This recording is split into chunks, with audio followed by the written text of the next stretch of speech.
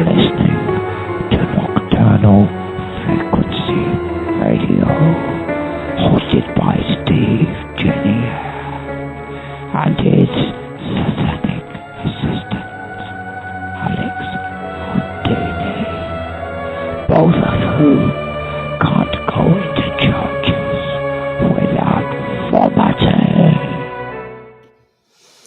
That's right, without vomiting.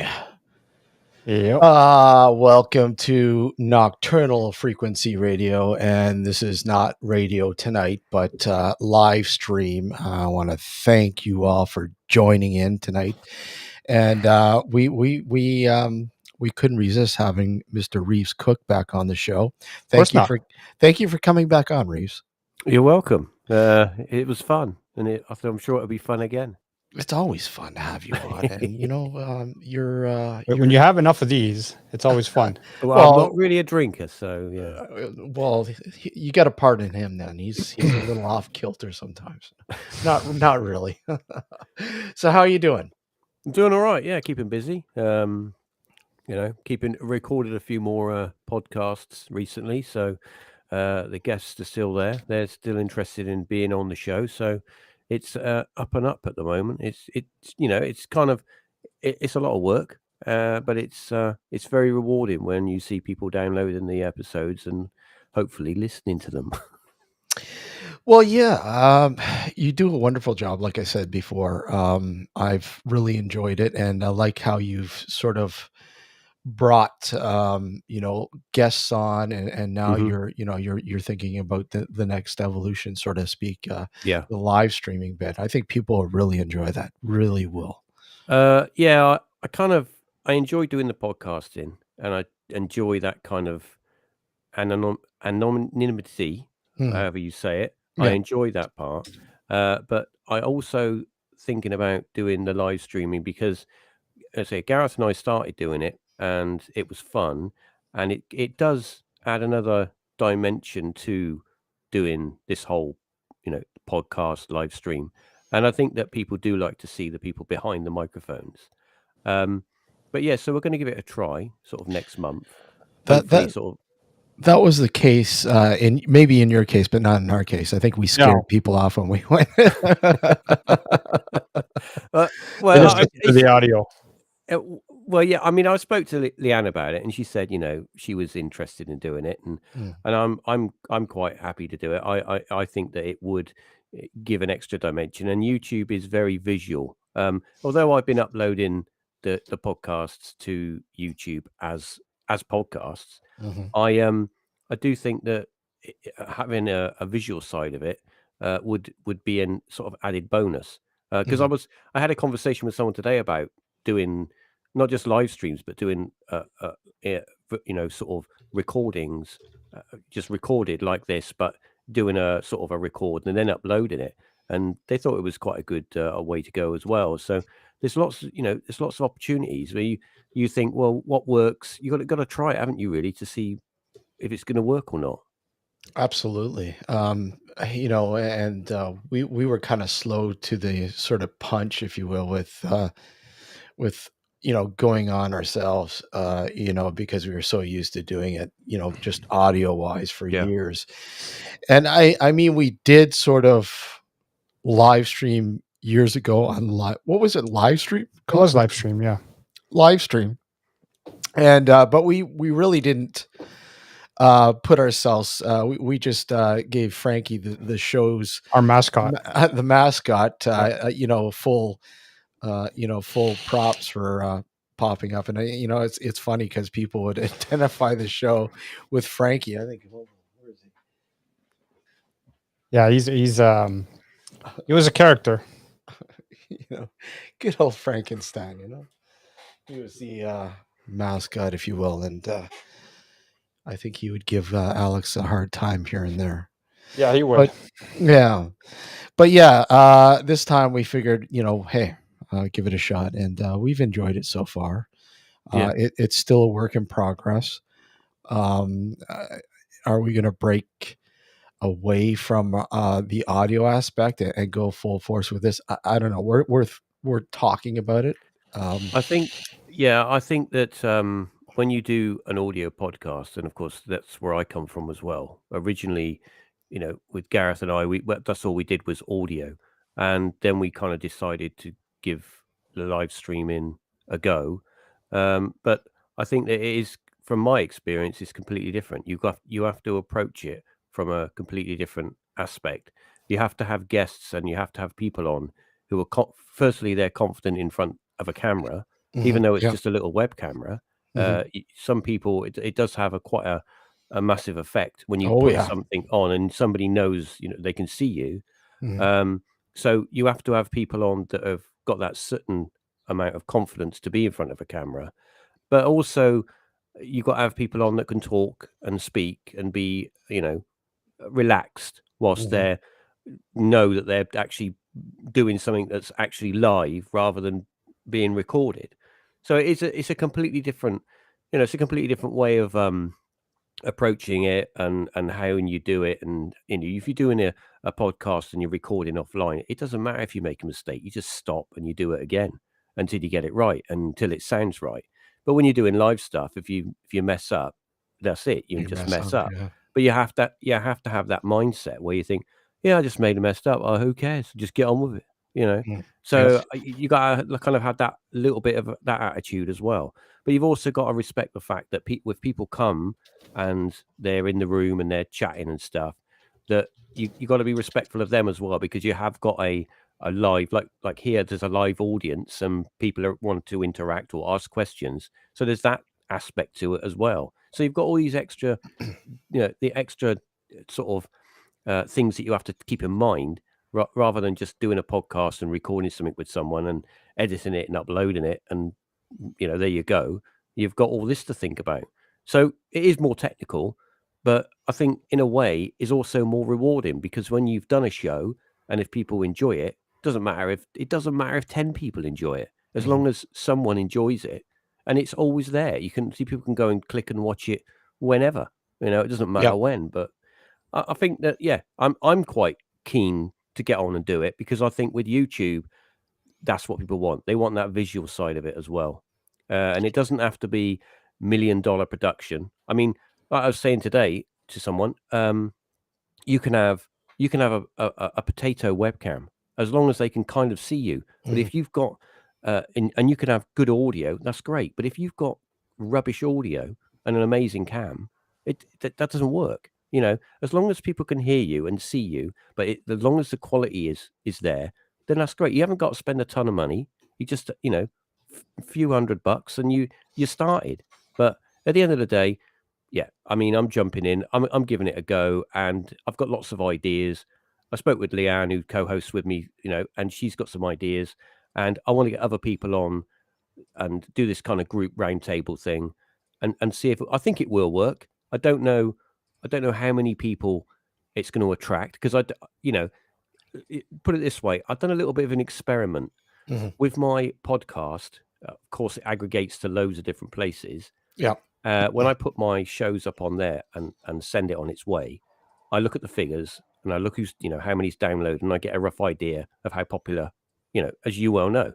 But Mhm. what I've done with YouTube is I've kept it separate. So when I put shows up on here, I only know who on YouTube is listening to it or watching it.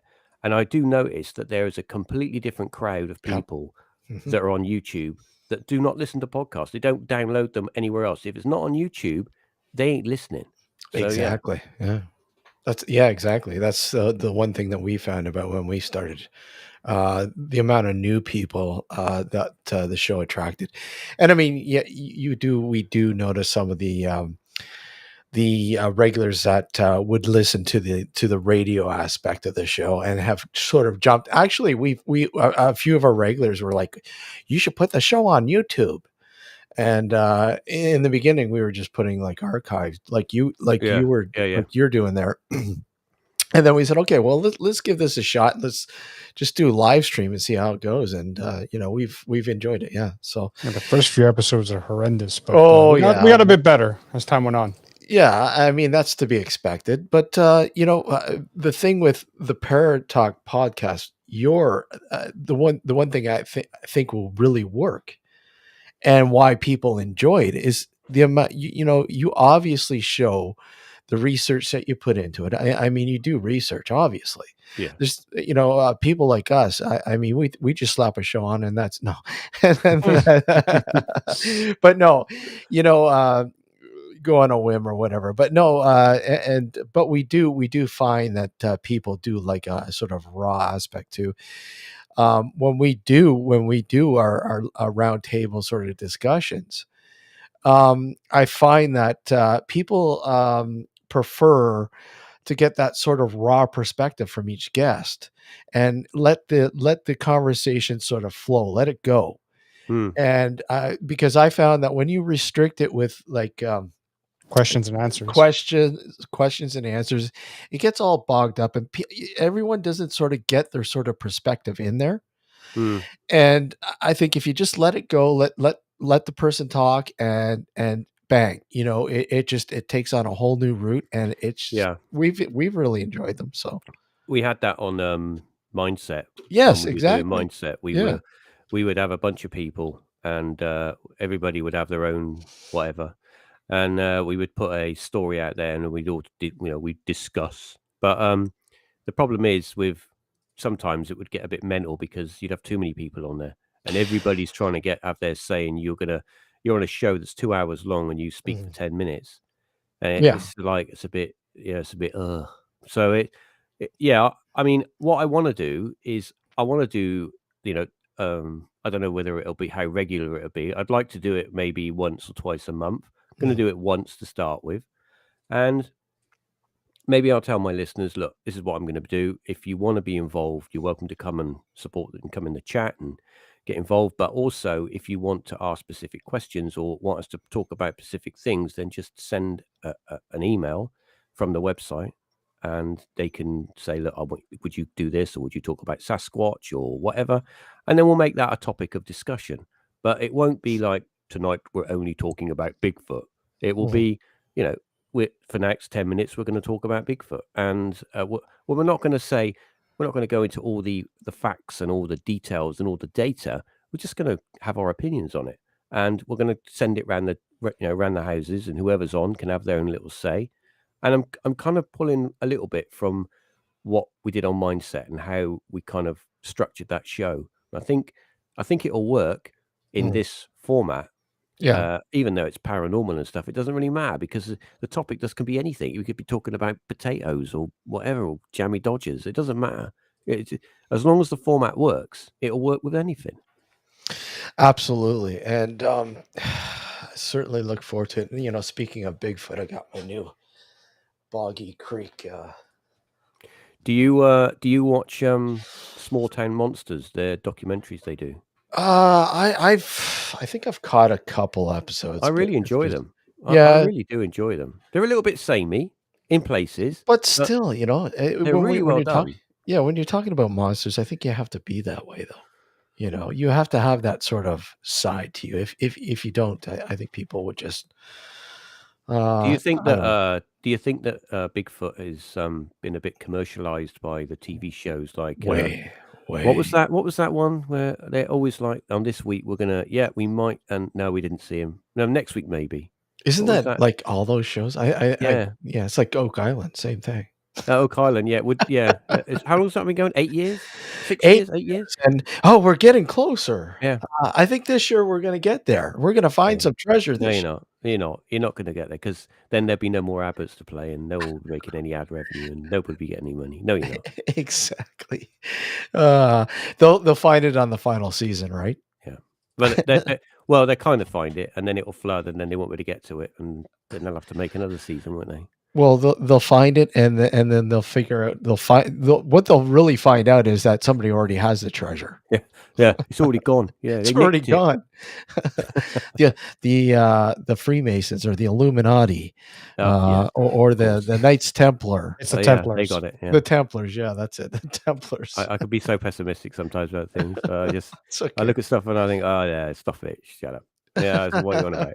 But no, I'm quite open-minded with stuff like that. I mean, like go back to Bigfoot and that. Yeah, I think it's fascinating. The thing that gets me is that You ever heard that phone call? That guy that rings up at 911 and he said, "There's like there's a huge man in my driveway," and he's freaking out. He Oh, says, I "He's haven't heard that huge," one. and it's like, "Oh my god, what's all that about?" But yeah, I just think there's something out there.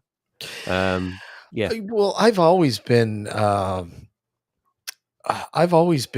interested in the folk monster, like that. The one that inspired the Boggy Creature movies. yeah, I've always been intrigued with it, and the encounter that the people had back in the 70s with this, or actually it was the 50s, I believe. But um, and we've had a few people on to talk about it, and it's I don't know, it's like any Bigfoot sort of scenario. Um, it- even the original footage that people like, you know, debate is it yeah, real? Like, is it like yeah. The Patterson stuff is it's even though in? it's all had all the it's been redone and Mm, remastered and made to look smooth and stuff, and even now it just looks. People go, well, clearly you can see it's just a man in a suit. How do you're only speculating that what you think, what you believe it is, to do with the way that you see the world and what well, yeah. your belief structure is.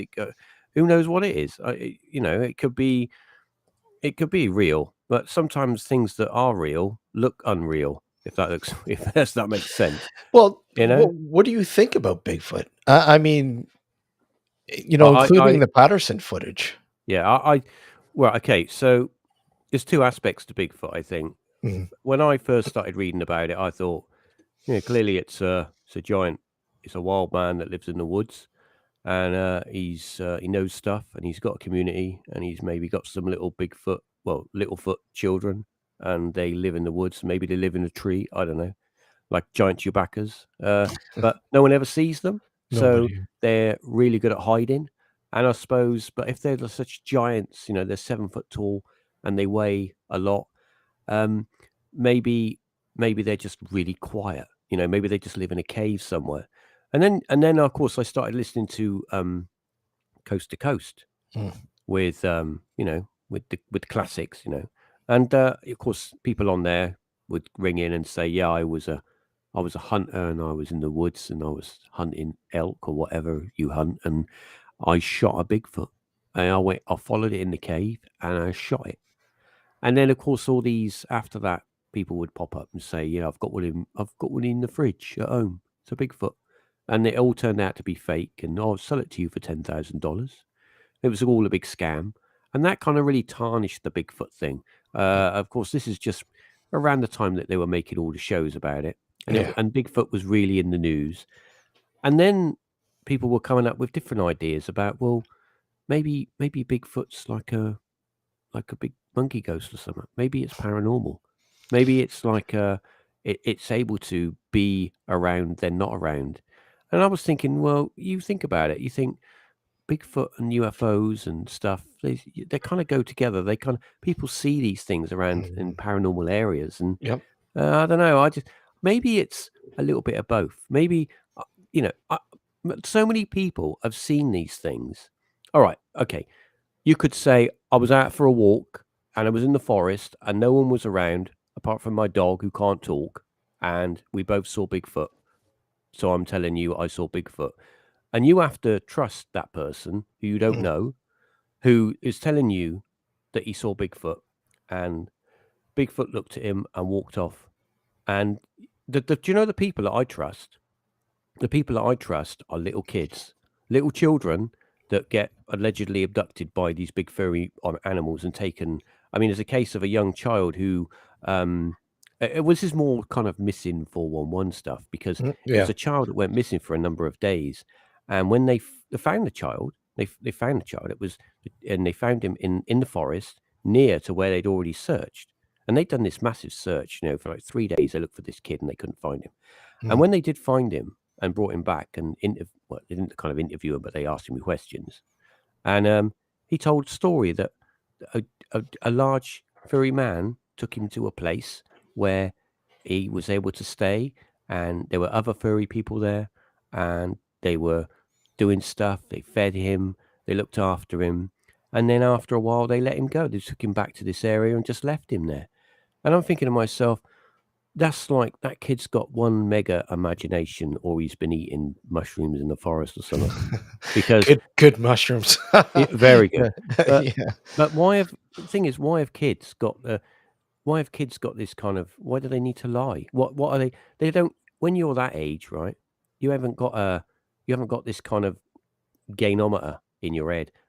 When older people, grown-ups, apparently grown-ups, uh, when you go out and do stuff and you start, not all, okay, not all people. I'm not saying everyone. I'm just saying there is a minority of Mhm. people that will go out and they'll tell a story, and Mhm. that story might not be fully true, and then they'll embellish it a little bit, Mhm. and then they'll tell it like it's true, and then they'll try and get something from that, whether it be, I don't know, whatever, usually money, or get on the telly, get on the news, but something like that. So you're thinking there's motivation there to kind of not really tell the truth, but to tell your own truth. But when you go to a little kid, little Bobby, who's just been out for a little run, and he just wants to play with his soldiers or whatever, he's not thinking like that. So, and he tells you a story that a big furry man took him to a cave and gave him a apple or whatever. You'll really think, well, why was he saying that? What was the motivation behind that? You know? So, all right, I know that kids have imaginary friends and stuff. I had a mate who had an imaginary friend, and he used to get really angry that I could never see him. Yeah. I couldn't see him. I don't know. He's in your head, mate. I don't know, but I can't see him.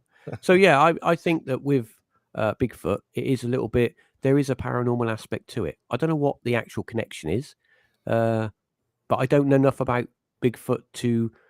I mean, I can talk about it and I can say I read this and I read that and I think this, but I haven't been in many forests in America looking for Bigfoot. So, but there are people that, yeah, I mean, there are people out there that say, oh, I mean, there is that case. I'm really rubbish with names, but there's a case where a family in America, I think it was in the 70s or 80s, and they had a large hairy man that Yeah. used to look at them from the hilltop, and it got to a point where he was coming down and walking around the front of their house and looking in their window and watching them.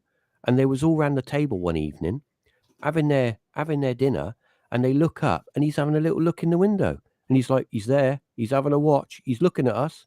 I mean, you're so used to him now that he's watching you like he's watching the telly. Well, he wouldn't know what a telly was he? But do you know what I mean? Like he's watching the telly. He's so inquisitive. They're Mhm. very strange, very strange. But yeah, I agree. I can't say I've ever had an experience with a Bigfoot or anything like it.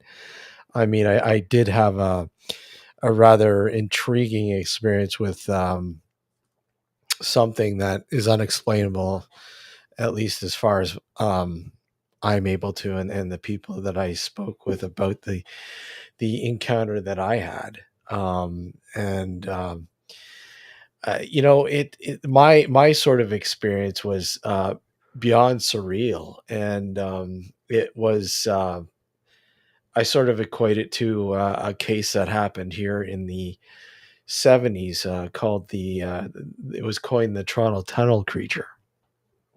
And when you Google a Toronto Tunnel Creature, you'll probably most likely see the artist's rendition or sketch on the front page of a local newspaper that published it when it happened, I think in 1978. And and that's actually how I found out that, okay, what I seen is eerily quite similar to that. And here we're talking about 30 odd years later. And I'm like, wow, okay. Let's take this a little further and try to understand exactly what I experienced.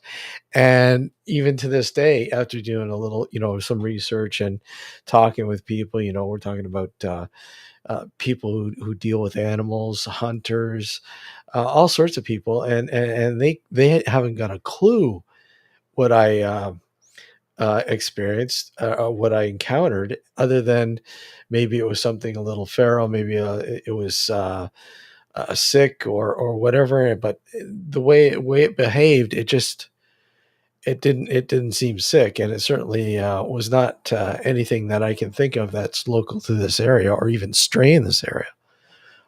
So, but judging by that experience, if I was to have one with, say, a Bigfoot-like creature, wow, I just don't know how I would react.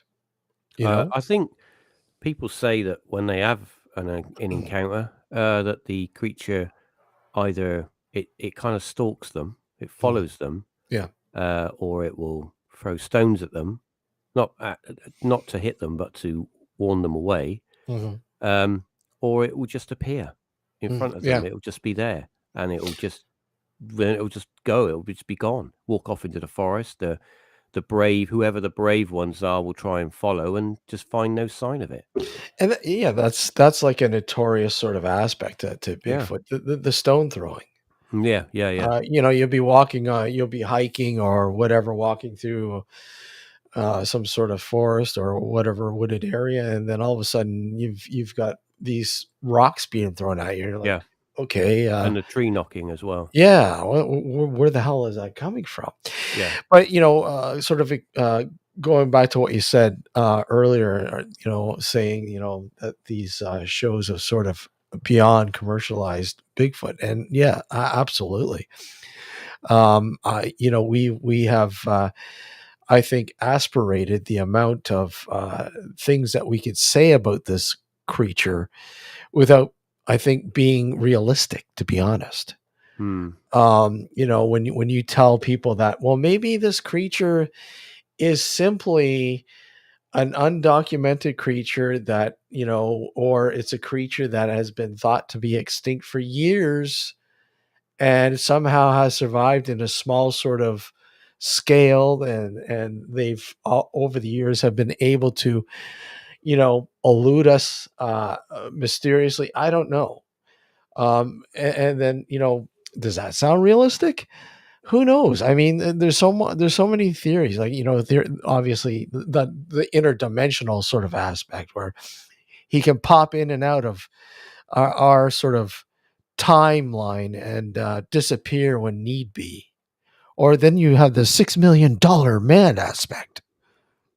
The the thing that where's their graveyard? Where do they bury Exactly. their have you ever seen an old gray Sasquatch, like, you know, an old one? I just, you know, where would they bury them? Would they? I don't know. I mean, this is the thing. These are the questions I ask. Well, have you never found a? They must bury them because nobody's ever found a skeleton. And I know that the forests in America, the national parks, are absolutely mega big, and there's areas there that people have never been to, and some of it is just completely impassable.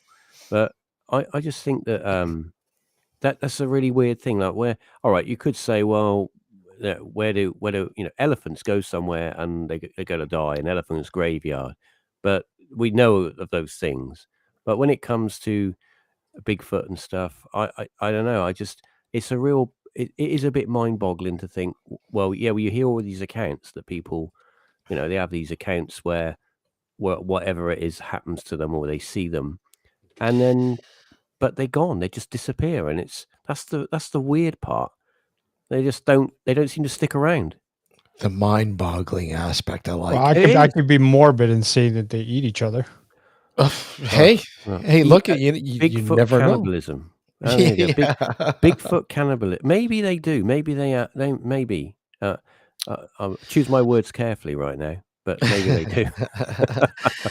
You know, what about you know, something I don't want to say far-fetched, but maybe they perhaps, I don't know, have some sort of telepathic sort of ability to sort of home into a person that's close to them and give them this sort of, okay, you know, a warning, if you will. Yeah. And you know, that warning's like, oh, okay, I see this, I'm out of here. And you that's live in you live in the forest, okay, and you've grown up in the forest, and all of your family have grown up in the forest. I think you kind of do. You must have a kind of an extra sense in some way to either Absolutely. sense other things around you, because everything in the forest thinks it's going to get eaten. So everything in the forest is going to be really careful not to make too much noise. I mean, Mm. you don't get animals, stomping around and really being really noisy. They're, the ones that know they could be a meal for something else. Mhm. They're usually really, really quiet, and you don't Yeah. know they're there. So I'm thinking, maybe he's got it. Sorry, not he. Let's not give it a gender. Let's just say Yeah. it's an it. Yeah. Maybe it's got an extra sense and it's able to sense people. Maybe we give off some sort of, you know, we give off some sort of, I don't know, scent or, Pheromones or yeah, whatever they're called. maybe we just really stink to him, because Yeah. people say, "Oh, I encountered a Bigfoot and he really stank. He smelled of eggs, or he smelt of sewerage, or he was just really just generally stinky." And I suppose if you've got all that hair and stuff, and you don't have a wash, you got none of the head and shoulders or anything. You're not conditioning it, and you're not going to the hairdressers. It's going to get all matted and stuff, isn't it? Exactly. And it's going to stink. So maybe that's their protection. Maybe that's what they use to make people go away. I don't know, but as I say, I've never encountered one. But I've read plenty of accounts of other people that believe they've encountered them, and they do say, "Oh, awful stink, real stinky beast." Mm. So yeah, so maybe that's something as an extra thing there, that they're able to ward people away, or I'm not saying they're going to attract people, because I don't think they want to attract anyone. I think they just want to be left alone to get on with their whatever they do. I mean, let's think about it. Bigfoot, has he got a community? Does he have a job? I mean, not in the sense of like we've got jobs, but I mean, it'd be a bit weird Bigfoot going to work. But what I'm saying is that, do they have a community? Do they have like a hierarchy? So you've got like baby Bigfoot, mum Bigfoot, daddy Bigfoot, and then King Bigfoot, and then he makes the rules in this Bigfoot language, and then they all get on with it, like a Bigfoot village. What about, yeah, exactly. What about the notion that that maybe Neanderthal never died out, never completely cross mated with Homo sapiens, and they just went a certain way, and they didn't become extinct, and they just evolved into what we would consider Bigfoot. Well, um, as the way I believe it, if I Mhm. can go back to what I learned in school, which was a long, long time ago, Mhm. um, Yeah. I think that a Neanderthal man, the reason that he died out was because he didn't have language, did he? He wasn't able to properly communicate. Mhm. So that's one of the reasons that he apparently died out. And the other form of Mhm. human, or Homo sapien, was able to, because we developed language, and we were able to build communities, and then farm and grow stuff and hunt and gather and all the things that you need to do to live and survive. And unfortunately, old old Mr. Neanderthal, uh, he was just pointing at things, and it didn't really work for him. So he kind of went the way of the dodo. But you got a point. I mean, he might have You never he know. he might have been able to find another way to communicate. And but it's the thing is, if you think about it, if you've got like a small community of Neanderthals, right?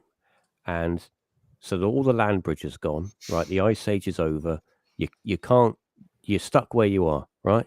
And they Yep. just happen to be in North America, where it's the region is quite hot, and so they haven't got any problems about weather. And then they build their community, and they're there for a long time, because if you think back, we've been here for quite a while now. So in all that time, they they haven't really evolved. Do Exactly.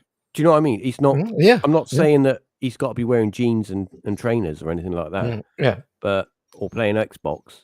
But you would think in all that time that if they had a community and they were able to get together and have families or whatever they called, whatever they have, that you would think that they would also be able to evolve up the ladder a little bit and have something else. Maybe they have. I don't know. Maybe it's a big act. Maybe they maybe they go out and say, right, I'm Bigfoot wife. I'm going down the shop, down the Bigfoot shop to get some food, and then I'm going to act like a wild man because I'm actually quite intelligent, and I'm going to outwit these these mental humans who try and keep capturing me. So yeah, I mean, maybe it's a big act. Maybe it's something they're putting on to make you think that they're just or maybe it's a dim-witted. sport to them. Yeah, I mean, yeah, exactly. I know I'm getting a bit weird by what I'm saying, but I'm trying to put it into context of if you think about it, if you have a community of people, I don't know, let's say 50,000 years ago, right? And I have them people because I'm a god and I've got the power to have those people, and I put them on an island, and I say, there you go, you've got everything you need there, but you got to figure it out how to, you've got to figure out what you can eat and what you can't. Because if you eat something and it goes, oh, I like that, eat something else, you go, no, I'll puke. So I know I can't eat that. And then I can do this and I can do that. Over time, they will grow and they will build a community and well, they might actually die out. I don't know, but they might all kill each other, but I don't know. But they should, in some way, they could procreate. And I'm thinking if the Bigfoot is like that and he was like Neanderthal or whatever he is, maybe he's just a really clever monkey or something. I don't know. So would he not do the same? But all right, okay. We could argue the point that, well, chimpanzees and gorillas, they've been around for ages and they haven't really evolved. You don't get gorillas driving cars. And well, actually, no, I have seen a gorilla drive a car. But that was kind of one-off. It was a YouTube video, so I don't know if it's real or not. But what I'm saying is that when you look at chimpanzees, gorillas and stuff, they haven't really evolved anymore. So possibly, there is a cap. You can only evolve so far. So what about humans? And we left them in the dust. So Yeah, that's the thing. Why did humans evolve as they did? Okay, now we could go even weirder here and Sure. say aliens. Weird is better. Yes. Right. So if you look at our evolutionary scale, right, we get to a certain point. When was it? What was it? 45 years ago or something? We get to a certain point, right? Don't quote me on these figures. It's late at night and my brain is kind of working, but it isn't. And you get to a certain point and then we had a jump. It jumped. Yeah. And we were able to start creating stuff like we were able to do things and like we couldn't do just now. And then we're able to do stuff and they haven't really figured out how we got that jump. What happened in our evolution to give us that extra little thing to make us start doing other things? So we started to have that second part of our evolution. So yeah, some people say, well, clearly it was aliens. They came down and they showed you things and built things and said, do it like this, it'll be cool. And we did it. And if you look in scriptures and stuff, they talk about, they talk about the people that come from the sky and all that. But once again, it's all about interpretation, Are we in fact people who are religious, worshiping these aliens? Perhaps the gods, the holy figures. Are they in fact aliens? Well, okay. So I wouldn't say I was an overly religious person. All right. I used to go to Sunday school. Yeah. Because all my mates went to Sunday school, and we got sweets basically. And we had to listen to a few stories about Jesus, but that was all right. And I could be with my mates. We could play football, and we got like Spangles and Coke and Pepsi and stuff. So it was cool, but it didn't really make me want to like go to church or further my education in the Bible. And when we went to school, we had to kind of learn about the Bible, and we had to do like religious studies. So it was kind of like you couldn't really get away from it. So we just did it. But there's a point to me saying this. I picked up a book, and it was obviously in a bookshop, secondhand bookshop, Yeah. and it was about UFOs and the Bible, and it was a really old book. Well, I say really old. It was maybe, I don't know, in the 70s, but it was a hardback book, and it was like quite thick. And a lot of the book was just illustrations, and then they would took all the illustrations out of from all in history, all of the religious illustrations, and then they would talk about how they interpreted it. And it kind of that really kind of got me hooked into like, well, maybe all of the angels, maybe they are like aliens. Maybe they have come, like I've talked about this on a podcast. I actually talked about this with Jason from Think Anomalous. I just done a show with him. Yeah. Just published it, by the way. It's just gone live tonight. Just saying. But anyway, so I talked to Jason about this, and we were talking about the way that the UFO alien is perceived, and that we all see the alien as a grey and the big bug eyes and stuff, and that kind of came about from Whitley Strieber and Mhm. front of the Book of Communion. That was really heavily pushed.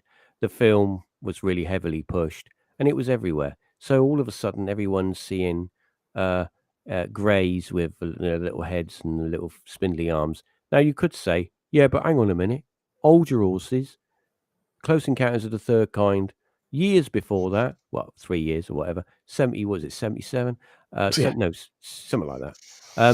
And they had the aliens, but they were a little bit different. They were a bit more stranger. They were still little, and they had the long spindly ones, but they were a little bit different. They weren't exactly as what you had on the front of Communion.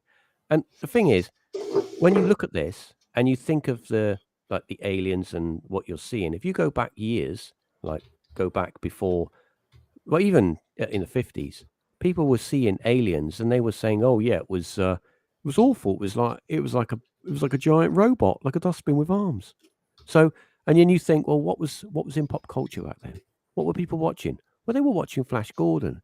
They were watching stuff like that. And when you look at the stuff on there, very similar. If you come forward a little bit to the late 70s, early 80s, Arthur C. Clarke's Mysterious World, there were people on there that had seen stuff, and they would say, "Oh yeah, but we saw these angelic beings, and they were in a craft, and they had long blonde hair." And of course, it was all like people from Venus back then, and all that sort of stuff. So Exactly. the point I'm trying to get across is, I know I go about this, I tell all these crazy stories, but the point I'm trying to get across is that when you look in our history, is it possible that not we, not me or you, but our the public consciousness, the way that we perceive our world, is in some way that we are imprinting these experiences, so that when we have an experience, it's like it's predestined to what we're going to see. So, for example, whatever's in pop culture right now is what I'm going to experience. So if whatever's that's what I'm saying. The way that these shows come on the telly, and you watch them. I mean, I don't really watch a lot of these shows, and I used to be mental for like ghost hunters. I couldn't get enough of Taps. Couldn't get enough of that. One of the things I noticed, that when Taps got really maybe you can answer this question, because I think it's a little bit of an American thing, but when Taps got really famous, and it was like it was was it Atlantic Paranormal, wasn't it? That was originally they were Atlantic Paranormal. When they got famous, they abbreviated it to TAPS, TAPS. Had that kind of military look to it, Yeah. And then all the small ghost hunting groups were like, well, how can we abbreviate our names so it looks like that? So you had like, SAPs and whatever, and whatever their names were, they would, and it was like, oh no, don't do that. Don't do that. Don't copy it like that. Don't, just do your own thing. Be original, but don't. Did you notice that everyone was doing that? It's a reflection of how lazy society's become. Honestly, it really is. But I hear you, Reeves, with ghost hunters, Taps, and everyone wanted to be a part. Yeah. Everybody wanted to be a part of the Taps family. you know, and they're posting it on their website. Ooh, I don't Oh, like we're that. a part of the Taps family, so we're legit. I don't You like know, that. Well, it was I don't like that. horrible. So, some of the it got to be just beyond ridiculous. It was like watching wrestling. Yeah. It really was. It became this nonsensical sort of, what the heck? Honestly, you know, when I first started, you know, before the TV shows, I mean, there was TV shows In Search of and all that kind of stuff, Oh, but that was great. That was yeah, really yeah, it made you wonder. It made you intrigued. It made you think. And, you know, these shows did the thinking. They do the thinking for you. They do all the work for you. You know, Yeah. or at least they say they are. And, you know, it's like you're watching an hour of what's supposed to be supposedly like a 6-hour investigation. You're getting an hour of it, Hmm. and whatever actually happens, which is most likely nothing. They have to produce something. I mean, there's no way you're going to keep the people entertained if you can't produce something. Yeah. Yeah. Actually, I did an interview earlier with Corinne. She's interesting. She's a photographer, a full-time photographer, but she also is an investigator. She goes to paranormal vigils. Okay. They have a small YouTube channel, and I wanted to talk to her about, because obviously my background is photography as well, and Yeah. I wanted to talk to her about how she uses her photography in paranormal investigations, Mhm. and how she finds it useful. And she was telling me that she also, in her job, I must be going to completely mess this up, but from what I can remember, in her job, she does like different photographic work, Yeah. and she did some photographic work for I think it was for a documentary, or it was something to do with film, and she had to do all the back, the back end sort of stills and stuff like that to document what they were doing. And she learned, as as the time went on, that what they were doing was, when they were filming this stuff, because it was had to be so condensed, they had to make it as exciting as possible. So any little thing that most probably wasn't paranormal, they had to, without lying, they had to make it appear to be like, did you hear that noise? Well, maybe it was just a floorboard creaking. Yeah, but that could have been, that could have been grandma coming back. That kind of thing. It's everything was made because people watch the TV and they want to keep them stuck in front of the TV for as long as possible. And I think that, I've never been in that situation where I've witnessed that, but it must be really kind of a little bit annoying to see that, and to know that. But we kind of know that these paranormal shows are put together in such a way that you think you go into a house, you'd think that everything was going on. You'd think that all the plates were in the air and all the books are flying around, and it's just a mental place. When you know that you'll most probably go there, and in the first hour you've eaten all your sandwiches and all your crisps, and you're bored, and you think, Exactly. Yeah. nothing's happened. It's like, what am I doing here? This is just, I could be at home playing video games. So it's the paranormal doesn't work. It doesn't work like that, and it doesn't They're work not for actors. demand. No, it's just, They're not actors. I think that I had another conversation where I like to ask a lot of questions to people, and I think that's why I enjoy doing ParaTalk. I like to just continually ask questions, and I'm always interested in the responses I get. I listen to any response, however mental it is. I just listen to any response. And I one of the questions I do ask is when people say, "Well, yeah, we went to this house, and the lady said it was haunted and of a demon." And it was of a boy who died, and he's very angry. And I'm like, well, how do you know that? Because the lady told me. Well, how does the lady know that? Well, I don't know, but that's what she told me. She probably had another. She probably had another group in there that told her that. Yeah, but Or what I'm saying is, like, it's like, what if it isn't? What if it isn't a little boy that's come back? Maybe it's not that. Maybe it's something that wants you to believe it's a little boy that's come back. Maybe it's something Exactly. else completely that we have Exactly. no idea what it is. You know? And that's what I've been saying for years, Reeves. People, the problem with people who investigate the paranormal, especially here in the Western world, and in many parts of Europe, are the background is looking at it from sure a scientific sort of aspect, but a lot from have that sort of religious backing. And what these religions sort of have taught us about ghosts and the afterlife and people who have passed on and all this kind of shit. But I mean, the problem is it's hard to find people who truly think outside that box. And if you want to further this, if you want to go, because I'll tell you right now, it's so stagnant, it stinks. Yeah. It is just beyond stagnant, and people can't think or react or do anything outside that box. They don't know how.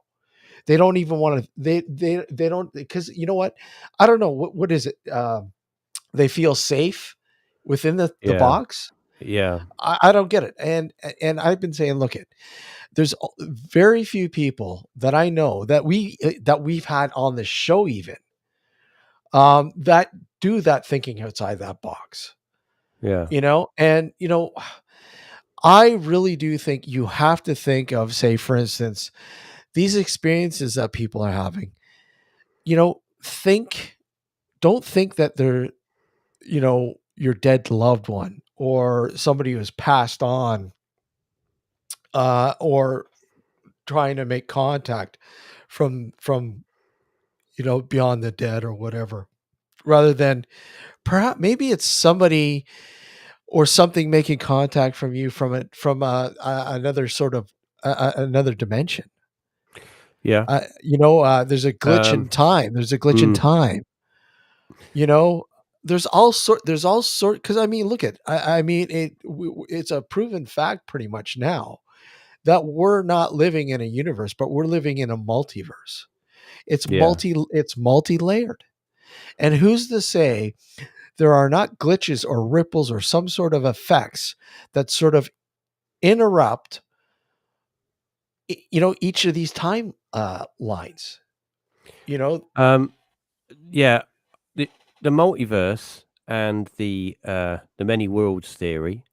I always it does intrigue me because I think it's an infinite number. It would be infinite, so it would go on forever, and we'd all have we might not all be in the same one because we might not have lived, we might have died or whatever, but there would be a copy of us in this other, this other existence, this other parallel universe, or whatever, another dimension, whatever you want to call it. And so there would be a good you, there'd be an average you, there'd be an evil you, there'd be a dead you, or whatever, and it would go on and on and on, and it would be all these different versions. Now, is it possible that when we have paranormal activity, that these veils, they come together, and that what we're experiencing or what we're seeing is something from another form, another timeline, another.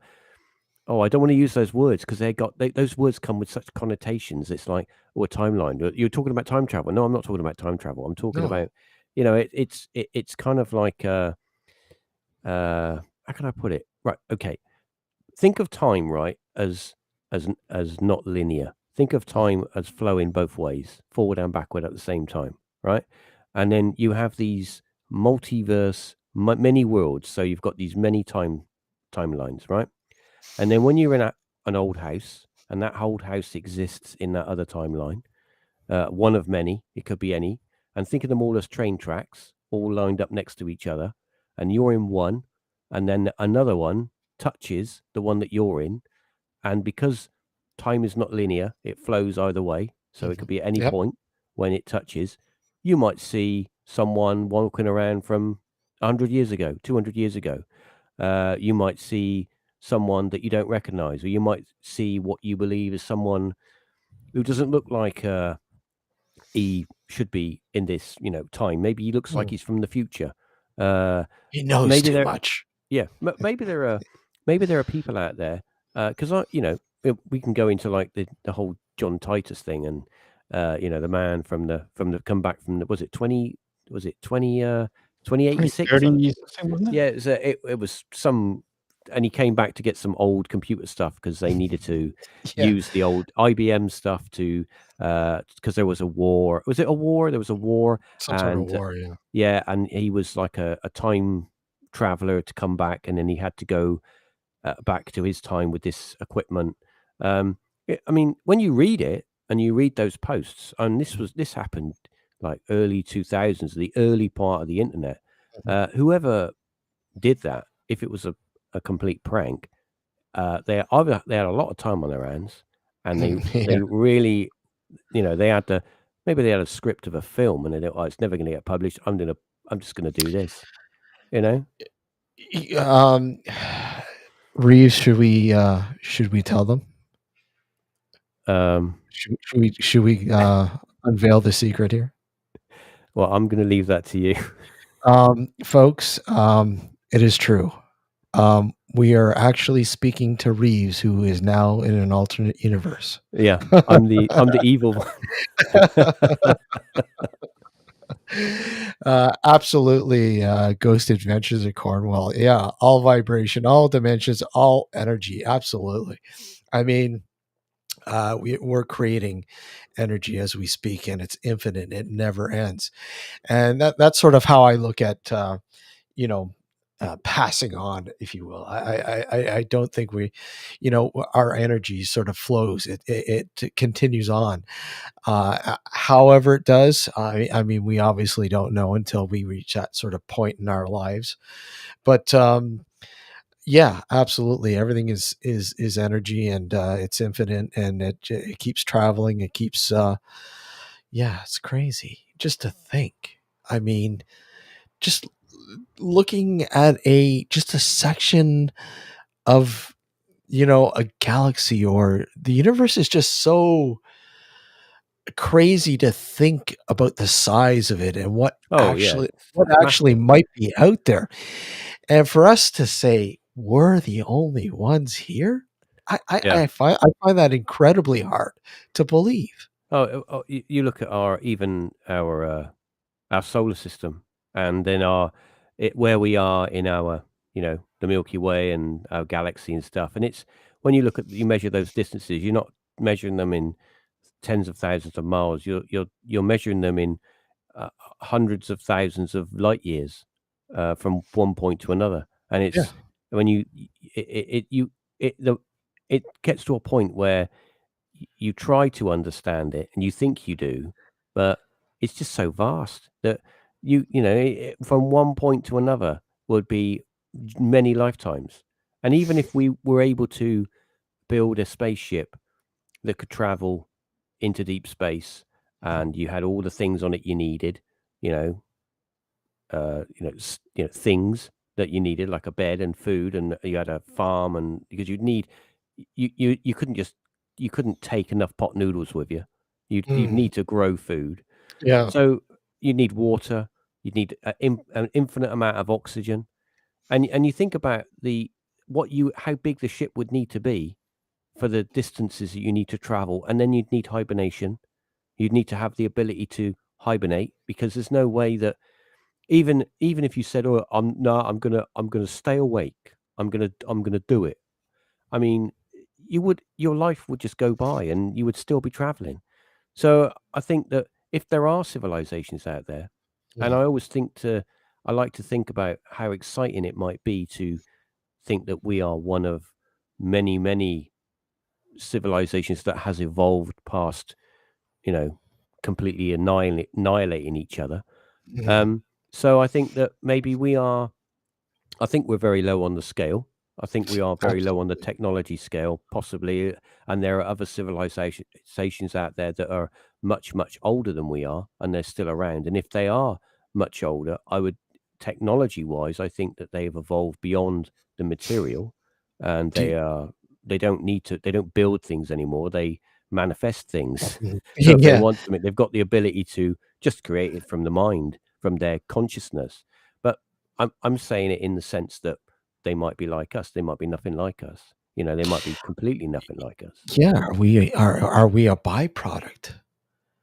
Well, I mean, is there? I mean, look at it's evident that obviously there are many aspects to life here on Earth have been influenced by extraterrestrial sort of objects that have come from other planets, other like rocks, minerals, all sorts of things that have hit the planet and yeah. have sort of influenced maybe in our evolution in some way or shape or form. We don't know that. I mean, maybe it provided the spark for life here. We don't know. We just only what theory is has sort of given us.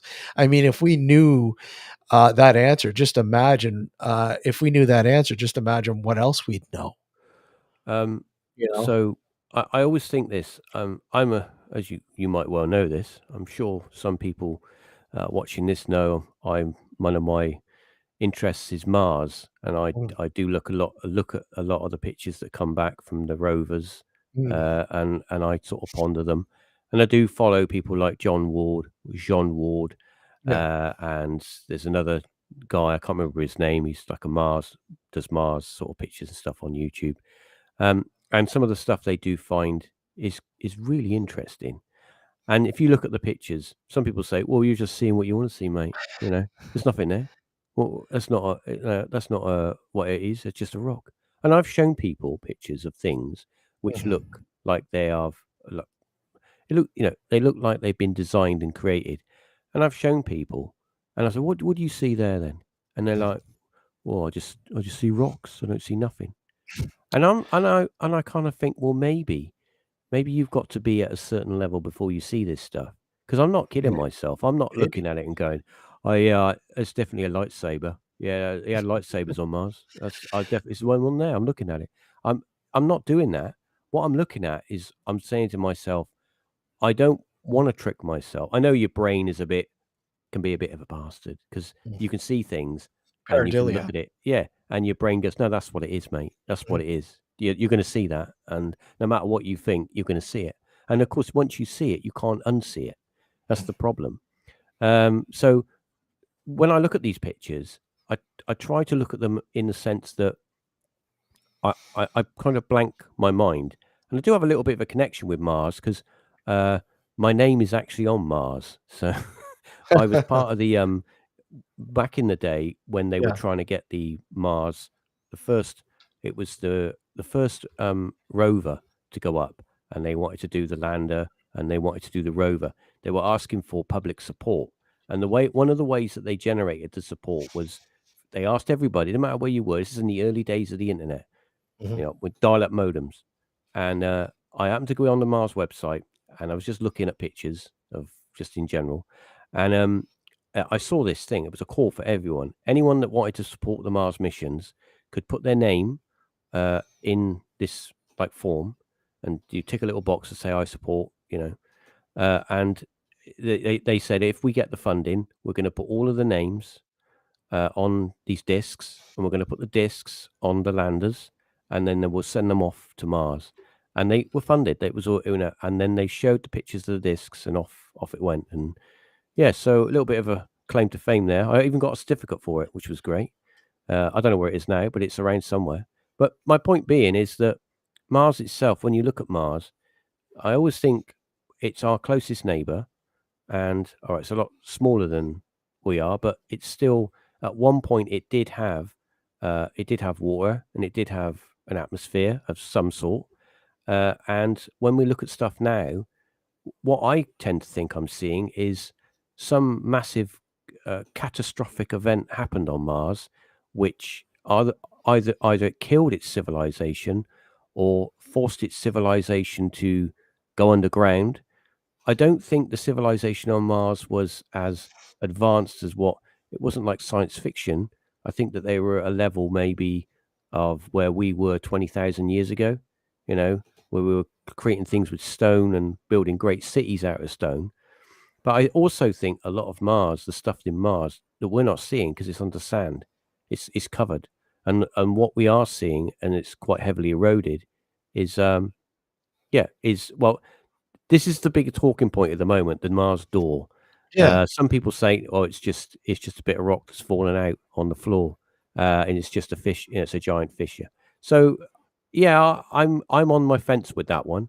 I don't know about that one. So a lot of people are sort of saying, "Well, clearly it's a door that leads underground, and there's a city down there." Yeah, because we've decided. I I'm a little bit more on the fence when it comes to that. If I see something that looks a bit weird, I'm going to say, yeah, that looks a bit weird, but I'm not going to say clearly that's a fridge or it's a car or Yeah. that's a boat. I'm not going to say that because I think that once you start to give things labels like that, when you're not even on the planet and all you're doing is looking at quite a low resolution image, it is difficult. That what you see there is a bit weird, and I'm hoping that if there's one thing like that, there should be many like that. And that's not to say that we've only photographed a very small area of Mars. Those rovers have only traveled a small distance in comparison to the rest of the planet. But yeah, there's a lot of stuff that has been photographed that just still looks a bit weird. This looks like looks like a wall, or it looks like there was a foundation.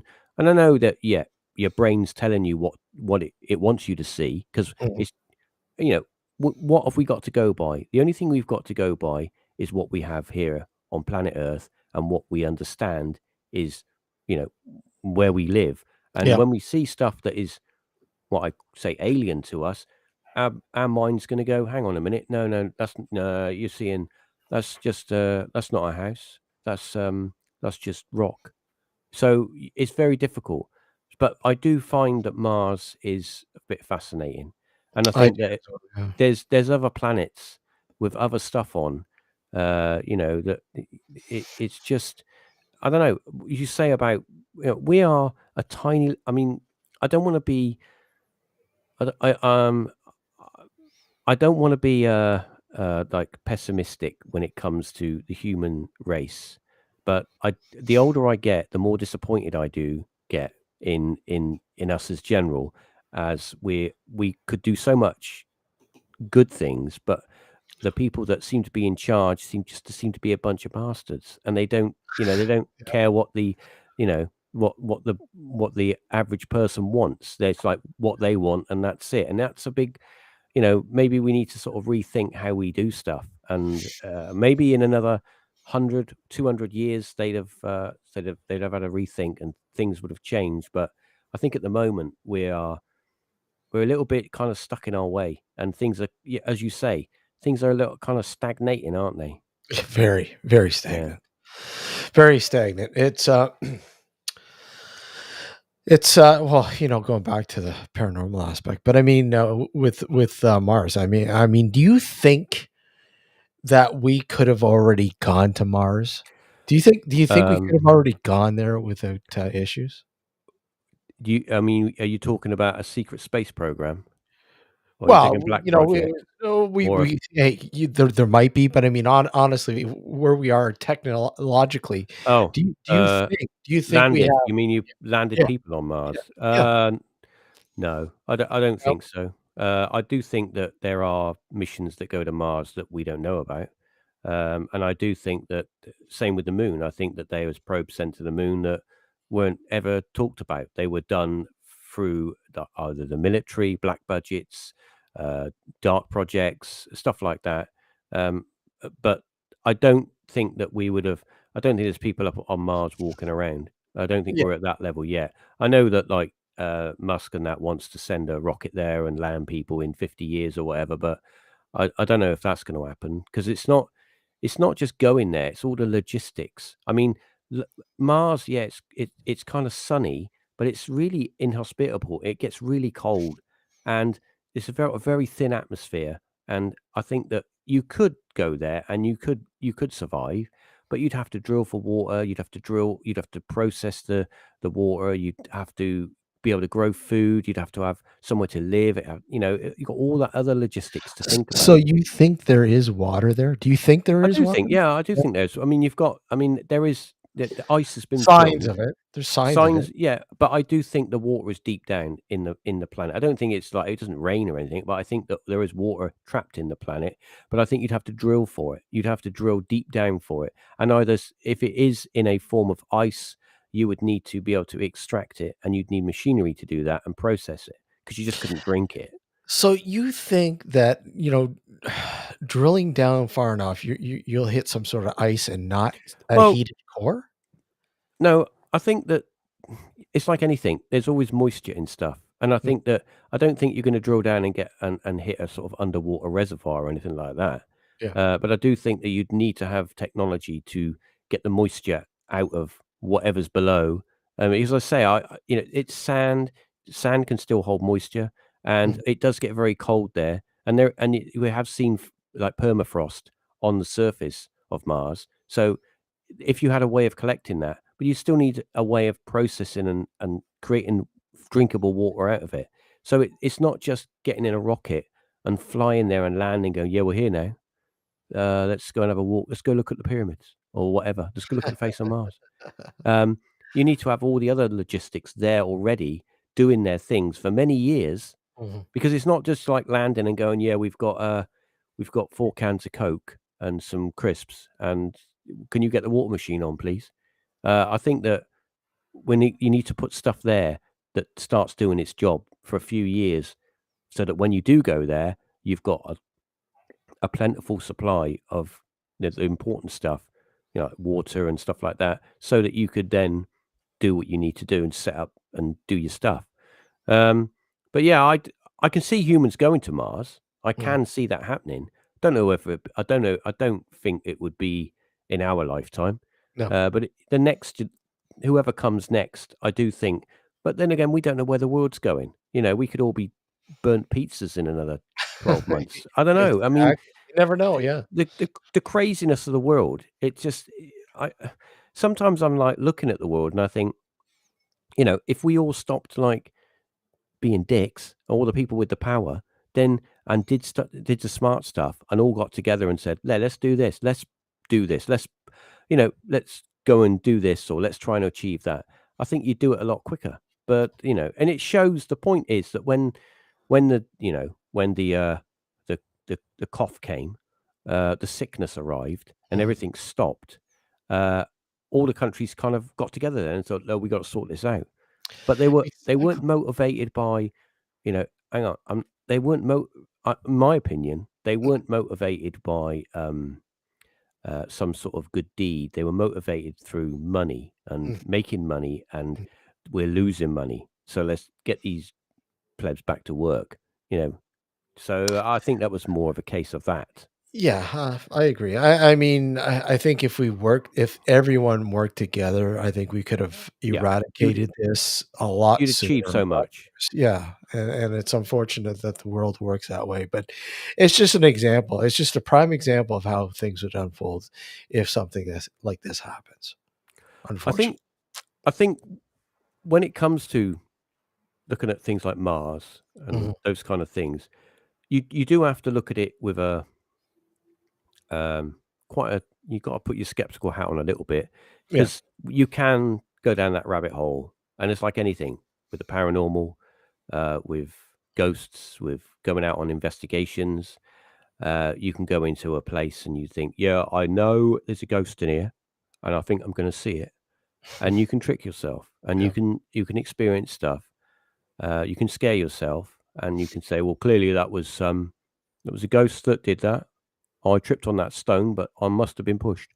So you can like trick yourself a little bit, and it's the same with anything. When you look at Mars, you can sort of well, clearly there's aliens on there.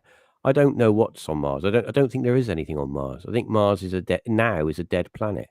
But I do think that in its distant past, there is a possibility that, looking at all this, well, it's just junk. It looks like junk. It looks like a scrap yard. So whatever that might be, then possibly who made it? Who put that there? Or what smashed it all up? Was there I mean, if you think about, if there was a battle there, then what had the power and the ability to basically destroy it all? I know that, a lot of it is kind of fallen to pieces over time. I mean, if you looked at now at us, and if we all suddenly just disappeared, give it a few thousand years, and a lot of our society wouldn't be around anymore. It would just all be gone. It would all gone back to Covered dust. on dust. Yeah, it Yeah. would have fallen to pieces. So if you've got a lot, Whether- if you go to a lot of places that have been left to the elements, houses and stuff, they literally they're melting through the damp and wet. They're just falling to pieces. And everything rots away, really. Even metal rots away. Given it long enough, it will rot Yep. to nothing. So Yep. yeah, I think it's plausible. But as I say, I'm not an astronaut or a scientist, so I can only look at the pictures and go, weird. So yeah, but I do get a feeling that there is some connection with the Earth and Mars, maybe in Well, its distant past or something. I don't know. you look at Egypt and how it has a some sort of connection to Mars. There's always that the connection with Mars. The Egyptians were very they had a connection with, they did a lot of astronomy. They were into the stars, and they connected the stars to the afterlife, and that was their belief that when you died, you went on up into the sky and stuff and so forth. A little bit more involved than that, but just me being the simple form of it. But yeah, I think with Egypt and that, it is that, I mean, even us lot, the English and all that, we took the kind of the Egyptian thing, where we've got like, Egyptian stuff, architecture over here from back in the day when everybody wanted to have a little piece of that, when it was like Tutankhamun's tomb was opened and all that. So yeah, I think that, those kind of, if you look at those kind of civilizations back then, and how, well, if you think about it, those pyramids back in the olden days, I mean, now they're just all like all kind of falling apart. But back in the olden days when they were done, they were covered with like a quartz. They were, they were gleaming white. They were just beacons. They were just so bright. They would shine. The sun would reflect off of them. They would literally glow. So yeah, I mean, it would just, I think when we think about Egypt and that, you think you have a kind of a set thing in your head from looking at pictures and books, but I think it was a lot more grandiose and glamorous than everything was like gold and stuff like that. It's just mind blowing that there's these past civilizations, how rich they were, and how I don't want to use the word glamorous because that's the kind of the wrong word, but how how amazingly sort of amazingly spectacle they were. They were just, everything was just amazing.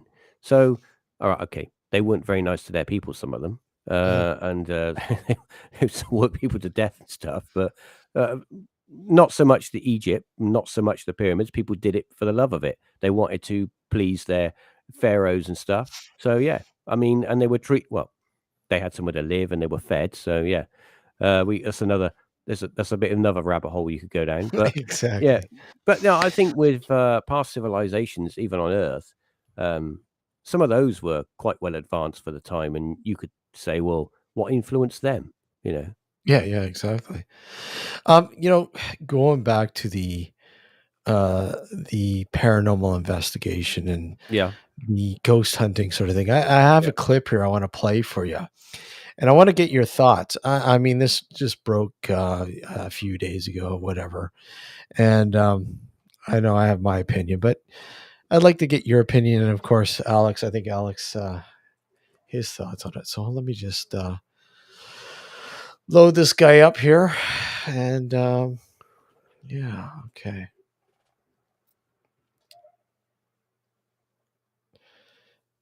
So I'll do this. What is that? That's what we heard earlier on. That was like thunder. When we were down there earlier, that's exactly what That's a tank. Yeah, but where are the guys? They're north, but they wouldn't make that sort of noise. They're down the north. Now, shouldn't be able to hear that. No. What is it? It's like cannon going off. The guys are in the north, right? Yeah, they're in the north. All of them? Yeah, we've just left them.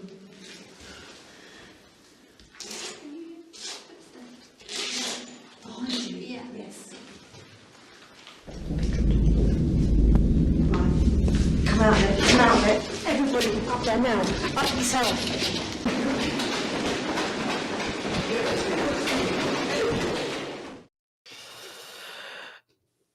So, what you effectively hear is some rumbling booms, whatever, and they're kind of unnerved by it. I mean, what are your thoughts?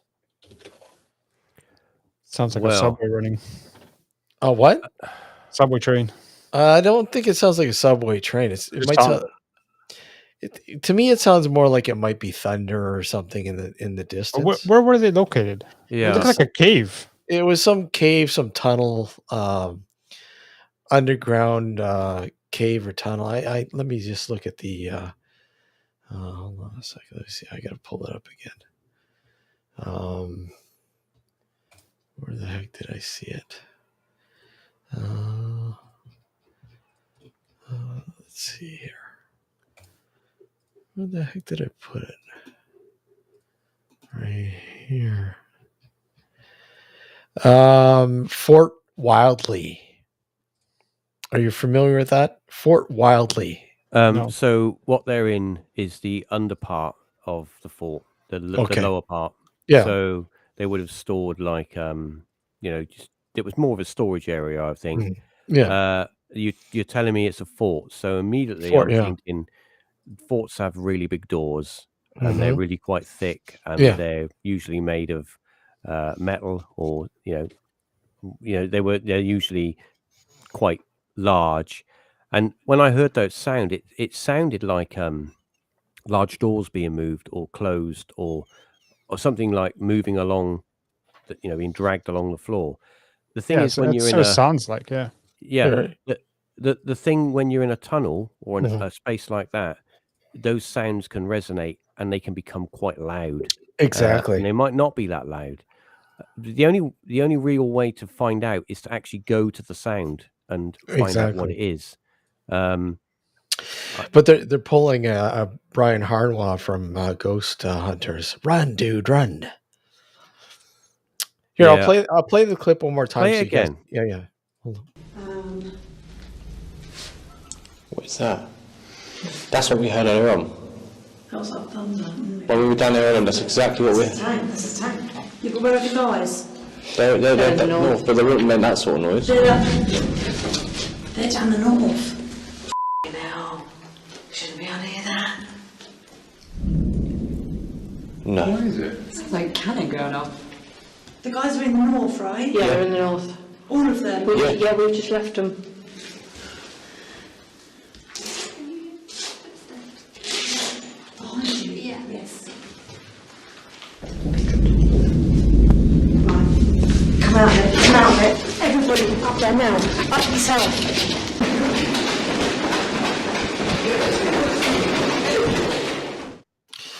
So I kind of can get the door, but that last boom just seemed Yeah, that was quite long. yeah, it was quite so- long. Right. I'm gonna play a little bit of devil's advocate. Could it be that someone's actually banging on a large door and it's getting that kind of thunder kind of sound, and it's obviously echoing down? I know that. Yeah. They're obviously on one of these. I mean, all those people there, they paid to be there. I don't know. I I need don't to know if they're find- just let me hear. I'll bring up the information here. Hold on a second. Give me a sec here. So let me see. I'll bring it up. The information that I got here. Okay, so it's in Portsmouth. Portsmouth, yes. Yeah, it's in Portsmouth. Tunnels beneath Fort Wildly. Yeah. The group is called Ghost to Ghost.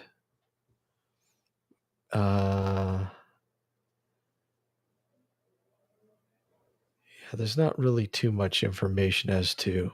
I can find out more from that. Yeah. So Yeah. it's Ghost to Ghost, I believe, is the name of the group or organization that recorded this. Again, what do you know? Well, the thing is, if the people were upstairs, there was another Mm. group upstairs, surely they would have heard something as well. And if they didn't hear anything, as I say, it's all. I mean, I can just sit here and go, well, I should have done this and I should have done that. You know, I think that the only way to find out is if they encountered the sound is to kind of investigate, because that's what you're there for, to investigate. But I can see it from the lady's point of view. If it was all I'm saying is if it was a paid ghost hunt, and that's kind of a bit more of there's a bit more of a thing now than Yeah. it used to be. Yeah. There's quite a lot of them out there now, and Yeah. some of them are a little bit more legit than others. Mm. So I think that if it were a paid ghost hunt, I can only think that the lady might have thought, I need to get all these people out of here because if this roof comes down or whatever, that's a massive insurance bill. So I'm thinking of the people's safety, because I'm not being funny, but a lot of those people stood around and like, what's going on? What's happening? Is this part of it? Am I getting my money's worth now? You know, I get that kind of feeling that they weren't, they weren't sort of seasoned investigators. They were just there, just gathering and on a ghost hunt. Well, just the way they're standing, right? I mean, they're just it's just like, how can I put it? It's like I don't want to. I'm not a guru about anything. I don't want to go out there and say, oh, I know this or I know that, and because that's kind of the wrong way to do things. But I think that if you are on an investigation and if it's a paid ghost hunt, I can kind of look at it from the person's point of view where I've got a lot of people down here and I don't want anyone, I don't know what that sound is. I don't know where it's coming from. Get them all out, get them out into the open air where, they might be safe. But on the ghost hunter, the investigator point of view, if there are investigators there, then it would have made sense if the investigators stayed there and get the public out. You stay there and you go find out what it is. Exactly. But that didn't seem to happen. So it kind of says to me that, I mean, that's why you're there, isn't it? To understand why these things are happening. To learn about what's happening. And, but, I'm not going to say, oh, I've been in this, but I've had situations where I have been scared and I've not sure. When you get that kind of, you got that sort of, do I run away or do I stay? What do I do? Make a choice, because, I don't understand what's going on. When you're in a building and there's only a few of you and you hear something and you think, well, it sounds like someone above me is walking around. I don't know this house. I don't live here. I've got no idea what could be up there. Do I go and investigate, or do I wait here, or do I go out the door and sit in the car? And so you have to make a choice. And I think that when you're in that situation, and it's trivial, your mind is incredibly powerful, and it can stir up all sorts of things. It might just be the house settling, or it might be just, I mean, that noise was a little bit more than, but I'm just saying that, we as people can scare ourselves quite a lot as well. Oh yeah. And that what we heard, it might have been thunder. It might have been, I mean, you get some really loud thunder sometimes. And it's, especially if it's overhead. In a place like that would echo. It would echo pretty good. Yeah. But I say it, or it could be something completely different. It could be, they could have really caught some audio, some actual live audio of a manifestation of some audio of something that happened maybe a long time ago. I don't know. I mean, there are cases out there where people have caught audio whilst they're filming, and it's legit. But as to that, and unless there's more, other groups go there and experience the same thing, or have experienced the same thing, it's very difficult to sort of say what that might have been. Alex, do you, sort of coinciding with strange noises. Do you have the EVP DeForest strange noises? I think it's called. Oh, you're on mute. Sorry. Let me see if I've loaded it up. Which one was it? The Forest? Strange Sounds, I think it was called.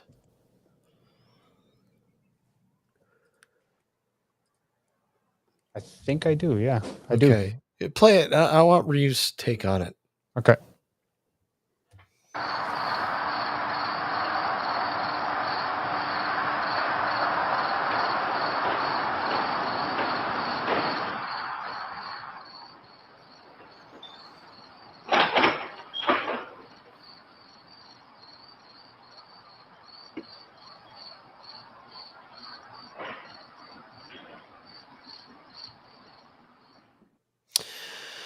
Okay, we'll play it one more time, but hold on, Reeves, to give you a scenario of where this was taken. Extracted from an old pioneer cemetery in the middle of nowhere. There's an old house off in the distance that's connected to it, but there's nothing there. And when that was taken, it wasn't audible to the naked ear. So what you're hearing was only captured on the audio. So you heard it on playback. On playback. Yeah. Okay. Not okay. So play it again. Play it again, Alex.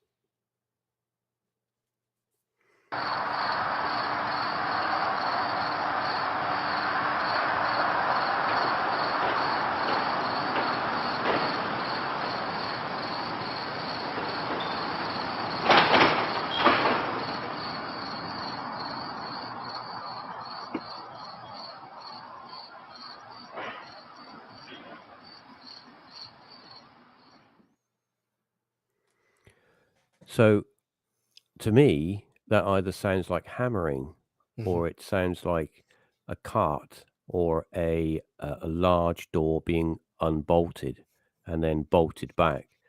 It reminds me, actually, those sounds remind me of the case in Kenfig in Wales, the Talking Walls case, where two individuals captured a load of sounds, and they were sounds that weren't there at the time. So yeah, that's that phenomenon, EVP, is it does conjure up some interesting stuff, and it does make you think where these sounds coming from. If you're not hearing them at the time, are they in some way being imprinted on the chip of the recorder or on the tape, if it's analog? Or what is imprinting them, or what are you capturing because you're not hearing it? I know that you could say, well, we only see and hear in a very finite spectrum, so our frequency range of what we can hear is quite small compared to other creatures, animals, and our visual spectrum is the band of our visual spectrum is quite narrow. So there could be loads of stuff going on around, and there is loads of stuff going on around us that we don't see. Stuff. I always equate the phenomena, the EVP phenomena, to me through my research and experience with them, to be generated within infrasound. Well, okay, so yeah, infrasound, for those out there that don't know what it is, it's a very low frequency, and it doesn't, we don't hear it, but more so we feel it, and it can affect the way that we feel, and it can affect the way that we respond emotionally. There's a case where a lot of the people that work on the London Underground were experiencing paranormal phenomenon. And they were seeing things, they were hearing things, and more so getting feelings of being followed, because the underground shuts at night from about 11-12 o'clock. It shuts until the morning. And if you can imagine, right, that you are a security guard on the underground, and you will have to walk that at night, and you have to check everything and do the things that need to be done. That must be quite scary because there's no one down there, and it's just you. And you obviously there's other people that work there, but there must got to be some places that are quite scary, and people have experienced stuff. And they brought in a Mr. Tandy. He came in.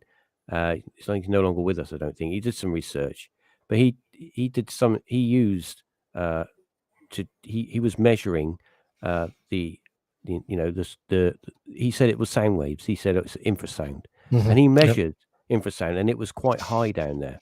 And he came to the conclusion, to kind of cut a long story short, there's a little bit more to it than that, but to sort of cut a long story short, he came to the conclusion that possibility that there might be paranormal phenomenon going on, but some of what's being caused is being caused by infrasound, because the tunnels were basically resonating, and that was causing the infrasound, the very low frequency, and that's what some people, not all, but some people were picking up on, and that's where they were getting that funny feeling of being followed, being watched, and I do find that interesting, because if you think about it,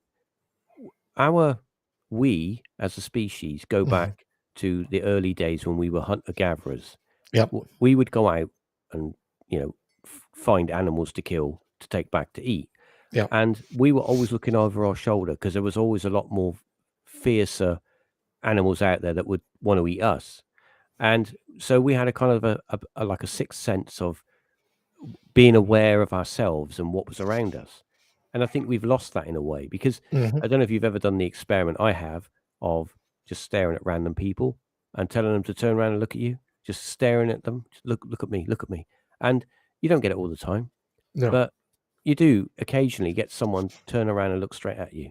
And it's that really staring at the back of their head. And it's a feeling of being watched. And I think that what we're picking up on there is maybe some, I don't know, a part of who we are that we've lost as we've become more, in a way, more lazy. We don't need that sense anymore, because we live in all these communities and we feel safe, and we've been evolved domesticated. and we've evolved not to need it. But I do think that when we're in those situations, like with EVP and stuff, when you don't hear it, but it is there, and the machines that we use, not all the time, but sometimes pick up on it. As I say, I've done extensive research with EVP, and I would say that the EVPs that I've captured, I don't know where those sounds came from. I didn't hear them at the time, and I didn't generate them. And I was in everything I used wasn't connected to any aerials or anything like that.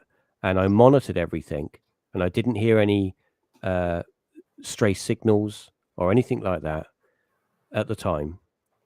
Okay, you can generate a signal from within a device and not hear it, but it would be very weak. It wouldn't, if it had any strength to it, you'd most probably hear it.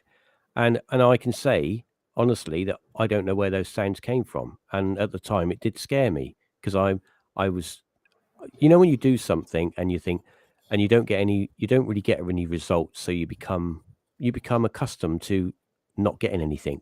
And I did it for many months and I didn't get anything. And then the one evening, me and my mate had a go, and we got stuff. And it wasn't like, I can just about hear it. And these were proper voices, clear, like somebody had talked into the microphone. And the one of the weird things was that we'd asked the question and then turned the microphone off. So wherever these voices came from, they were being imprinted on the tape, or in some way it was being manipulated to have whatever it was on there. And they didn't sound like garbled or staticky. It was just a clear voice, and it didn't feel part of the recording, if that makes sense. Total sense. Because we had a white noise generator. We were recording onto analog tape, right? It's like analog cassette tape. And all we had was like garbled noise, and then we had these two perfectly clear voices that in all sense, it sounded like they could have been spliced in. They were that Yeah. clear.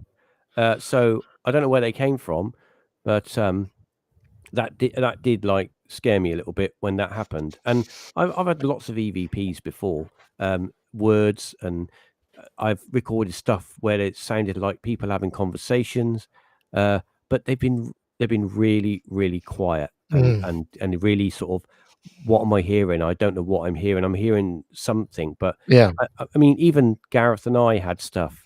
We did two. I mean, between us, we've recorded hundreds of podcasts, hundreds of episodes. But because we've been doing this 10 years, so Yep. done quite a few.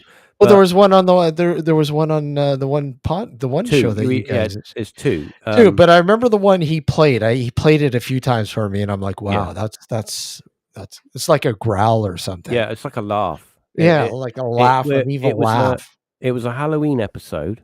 Yeah. And we were talking about we just generally just exchanging ideas, and I said something and he agreed, and then there was a slight gap, and in the gap there's this like laugh, and it's like a really low growly laugh. And the interesting thing is that with EVP, as you most probably well know, is a lot of the voices that seem to appear, they always appear slightly under. If someone else is talking like a normal person, they always appear slightly under the voice. So it's like they want to be included, but they're not. Or they're using your voice as some form of carrier to manifest or use in some way. Yeah. As you're speaking, they are able to manifest through you or through your sound or whatever. So we had that one, but we had another one, which was it was like I don't know how to explain it. It was like it was like someone agreeing with us, like really? yeah, like that. It was like we were talking, and you had to listen carefully, but in between Gareth and myself having a conversation, every time there was a pause, it was like and it was like, who's that? That's not my voice or your voice, and it was very strange. What were you guys talking about? Do you remember? Usual. Me and Gareth always talked about a lot of old guff, but it was just nothing. It was on an episode. It was just a casual conversation. Yeah. We were discussing ideas or something or something. It was something. We weren't trying to get EVPs or anything. It's just that Gareth was doing the edit, and he messaged me and said, "Dude, I've got something. Let me send it you." And I'm like, he didn't tell me what it was. And he sent it to me, and I listened, and you could hear like someone sort of go, yeah. And it was like, who's that? Who the hell is that? Well, first of all, I thought it was Gareth doing with his, being a bit of a, It's like humor. he does, one of his clown moves. But he said, honestly, I haven't done anything. And then we just sort of went, oh, okay, that was a bit weird. And then that was it. And then it was a little while longer, wasn't like instantly, but it was quite some time later. And then we did a Halloween one, and we got that kind of growly laugh. And we're not the only ones. I've spoke to other people who are, podcasters, recorders, because we're doing it quite a lot. And they pick up sound anomalies. I've done it here and picked up stuff. I've recorded stuff, and I thought, what's that? But it's just a noise or a whatever, and you just think, oh, just highlight, edit, delete. You just think nothing of it.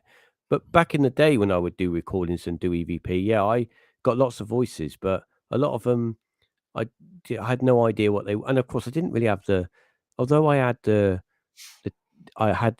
quality stuff to record, I didn't have the ability to understand how to do it because I was new to it, and I just was recording, and I was just going by, a few small pamphlets I had, a book, how to record EVP, how to talk to ghosts or something. But there was a section on a chapter on EVP, and I thought, well, I'm going to give it a go. And I never got into, I never really got into I had a go at ITC, but it's so involved, and you've got I mean, IT, believe it or not, ITC is quite big in Europe. The Germans and all that, they're kind of into it, and some of them over there doing their research, they have captured some wacky stuff, totally wacky stuff. I always remember. It's amazing. I want to play another one in a sec for you, Reeves. But I always remember a movie, Lucio Fulci's The Black Cat Oh yeah, from yeah. from the 80s, and the main character would I forget his name, English actor too. I can't remember. Anyways, he would go to a cemetery local to where he lived, and he'd bring a reel to reel with him, and he'd sit at the graves and record his conversations Yeah. and pick up audio from the graves. And it was really, really neat, that this kind of sort of activity was so out there that Yeah. somebody like this Italian director, Lucio Fulci, would pick up on it and use it in his Black Cat sort of rendition, like the old Poe poem sort of thing. But Alex, do you have Big Sky? Pretty sure I do. Let me just see if I have it loaded. Okay, before you play it, so anyhow, this is from an investigation on the old Hiram Walker Ranch, and Hiram Walker was a huge whiskey manufacturer here in Canada. Okay. Yeah. And he had links to Al Capone during Prohibition.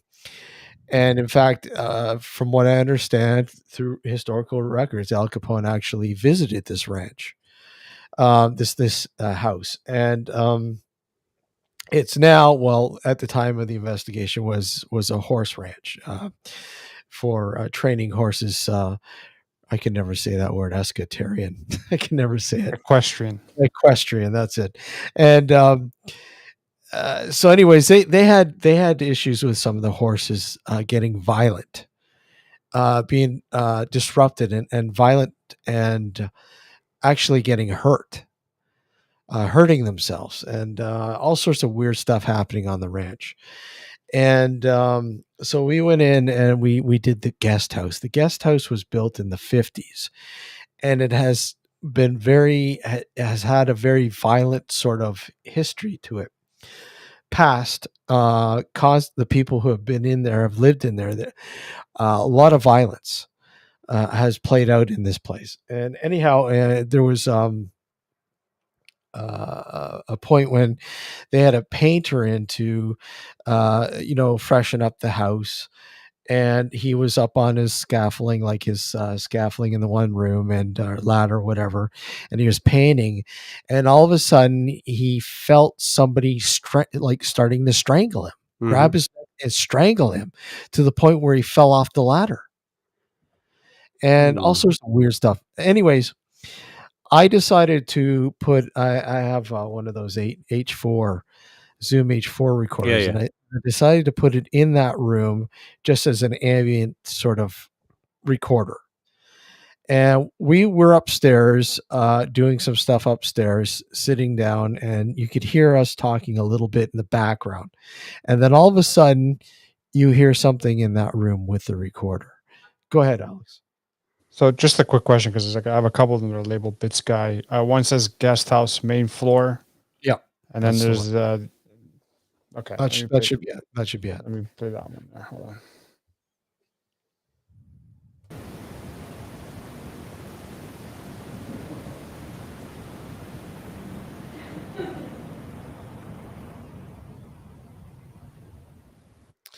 So you hear a little bit of talking. And you hear like a laugh. Yeah. Play it again, Alex.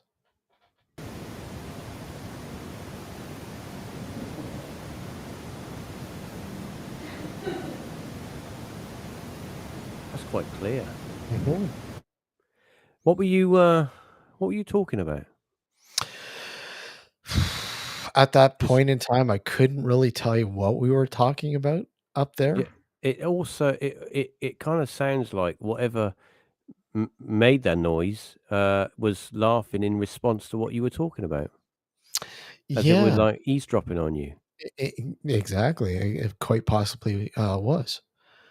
Um, Again, little is known about what exactly is going on in that guest house, other than all sorts of, very. They would explain it as very malevolent, very very evil, very very, and I take that with a grain of salt all the time. When people start getting into the whole demonic sort of scenario, not that they mentioned anything demonic, Hmm. but very violent, very malevolent. Uh, you could walk into this place and you just had this really, really bad vibe to the place when you walked in. And I'm not saying I got that, but there has, others have. People have lived there. Ended up, the one family ended up separating and later divorcing. One of them had to leave because of the poisonous sort of environment they felt Yeah. they were in, and it just happy sort of life just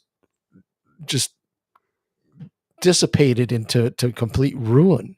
What actually did anything ever happen there? Was there any sort of With murders or anything like that? See, none that I know of, and none that have been documented, and none that they would say, none that they Right. would say anything about. I do know that there was a body found in the back of the property where they had the owner had a was getting an underground pool installed, Right. and they were building, or sorry, they were digging up, and they had to stop because there was a body found, a skeletal remains of a body. So if they found a skeleton there, Mhm. maybe something happened there Could long be. before the house was there. From what I understand, they had to, the construction had to be halted, stopped, Yeah. and they had a feeling that perhaps it might have had something to do with native Yeah. peoples who had been in the area years ago.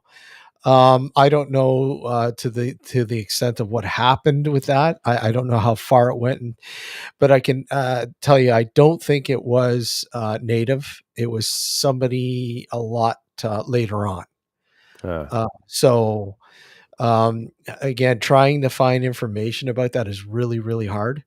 As to going back into the records and trying to figure Have out what. you have you caught any more EVPs from that location? That clear? I think you have not that clear. I think you have another. Play that other one. I can't remember the other one, Alex. This other one. That's Okay, hang on. yeah.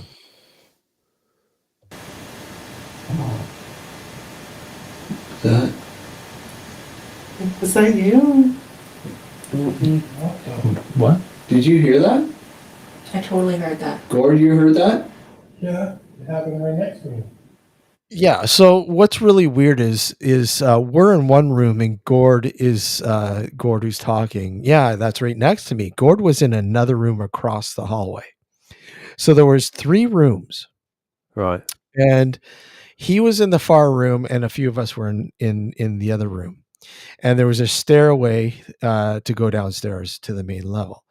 And what you're hearing is I don't know what it is. It's just a really odd noise that It's like a everybody. grunt or It was something moving. and it was audible, which was Yeah. really weird. Play it again, Alex. That Was that you? what? Did you hear that? I totally heard that. Gord, you heard that? Yeah, it happened right next to me. So like maybe an animal growling, maybe. I Very don't.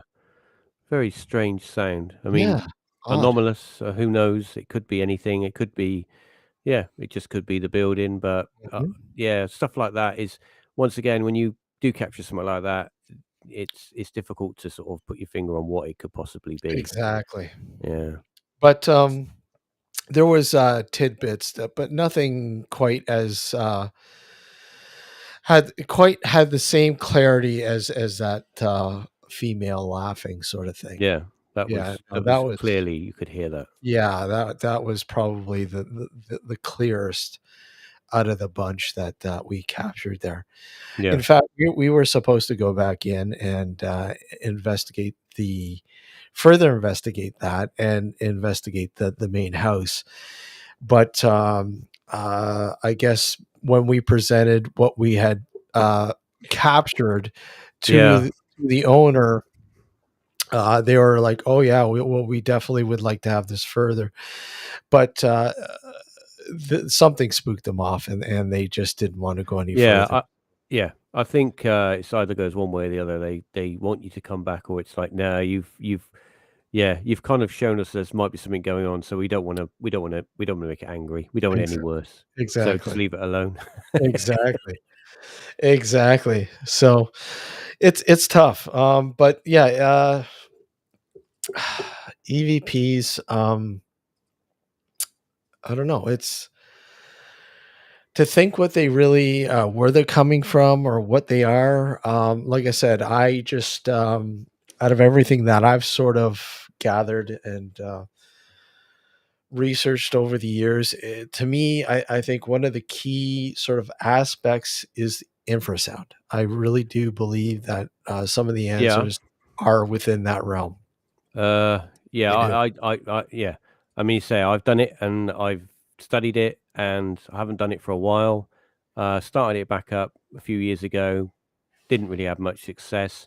Thing with EVP is like, well, a lot of people will tell you that it's not something that happens straight away. You've got to keep at it. You've got to be in the right frame of mind, to get the good stuff, and that's what I found anyway.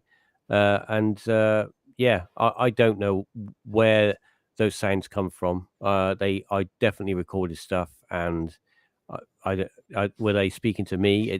I got the impression I was being responded to, because they were direct answers to my questions. I'm asking, "Is anybody there?" and it's a yes, and then uh, there's another response saying, please respond," as it's waiting for me to say more.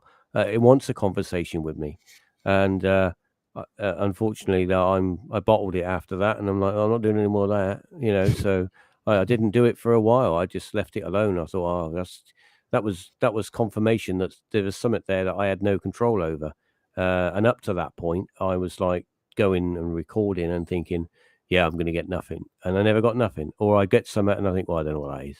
Mhm. Delete, get rid of it, or chuck. I mean, I never reuse tapes. That was the thing. I never reused a cassette. Neither did I. If I'd use it once, it was brand new tape, and then I'd bin it, and then I'd use a new one. I mean, it's an expensive way of doing it, but that's the only sure way of you're not getting Exactly. stuff that's been recorded before. Exactly. Yeah, so I don't know. I mean, with EVP, ITC even more because it's visual, and you're seeing stuff, and sometimes you're seeing pictures of people that who have lived, or been around before, or as they had a life, and you think, well, where's that coming from? Is that some sort of somebody? Is that a mental imprint? Is somebody imprinting that? We don't really know how powerful our minds are. People say, well, the poltergeist phenomenon. You say, well, it's possibly it's children that are doing it. Oh, Mhm. okay, that's all right. That's a scientific answer. All right, so science says that. So what's going on with our brain then? Why is our brain that powerful and we're that young, and why can we move stuff even if we're not conscious of doing it? What's going on there? Something's happening. Something's going on. People have witnessed it, so Mhm. it's not magic or anything. It's something's going on, and it's either something that we've got as a species that we've lost, or it's something that happens in some people, where they have this kind of ability to have literally mind over matter. Yeah. They might not have control over it, but they are in some way able to influence their environment, and that's a pretty big deal. It is. Yeah, absolutely. I agree. On that note, I think yeah, we'll end this. Reeves, get your information out there, and here I'll put it up here so people can. But get Yeah, your it's information out. ParaTalkPodcast.com. It's got everything on there that you need. You don't really need to go have any other links apart from that one there that's on the screen. And from there, you can get to all the podcasts that I do, any live stream links that will be coming up, and also the link, because I have a YouTube as well. But the YouTube is quite new, so it doesn't have a direct link at the moment. But there is a link on there that will take you to the YouTube page if you want to subscribe that way. So that's why I add all the stuff, and that's got all my social networks on there, Twitter and Instagram and stuff. And that's about it, really. I mean, if you like it, give it a like, give it a thumbs up, whatever you need to do to sort of, give it a I like this. If you don't like it, put I don't like it, but I'm sure you'll like it. Yeah, I think they will, Reeves. I really do. I want to thank you again for coming on, and You're welcome. obviously, I'm sure in the future we'll have you back on. Man. Yes, All right. definitely. All right. Take care, everyone. Thanks Good. again. Cheers. Good night. Good night. Take care.